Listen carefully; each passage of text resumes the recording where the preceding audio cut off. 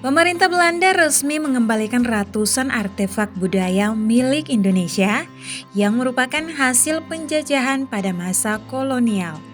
Sedikitnya ada 478 objek berupa meriam, perhiasan dan benda-benda berharga lainnya yang akan diserahkan pemerintah Belanda kepada negara pemiliknya.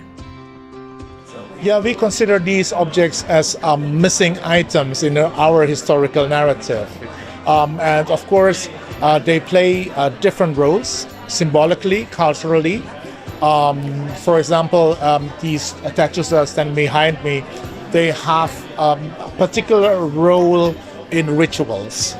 So bringing them back, meaning that we would reintegrate them into their cultural context.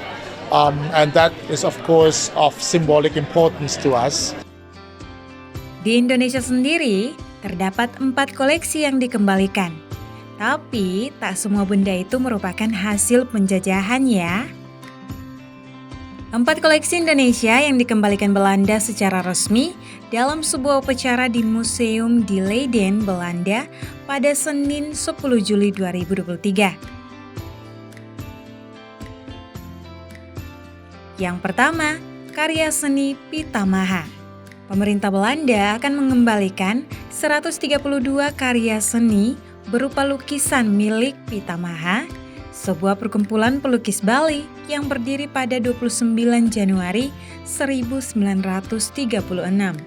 Hasil karya Pitamaha disebut memiliki corak tersendiri karena memiliki sentuhan klasik tradisional Pulau Dewata dan seni lukis Eropa. Yang kedua, keris puputan Klungkung. Selain karya seni lukis, sebuah keris asal Bali, tepatnya di daerah Klungkung juga, bakal dikembalikan pemerintah Belanda. Yang ketiga, patung Singasari.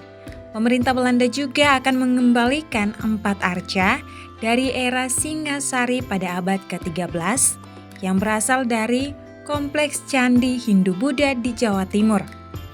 Selama ini, 4 arca itu menjadi koleksi nasional yang dikelola Museum Nasional Kebudayaan Dunia di Belanda.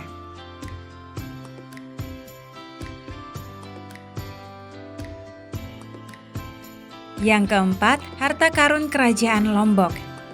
Sejumlah 335 harta karun Kerajaan Lombok yang berupa batu permata, batu mulia, emas dan perak juga akan dikembalikan pemerintah Belanda.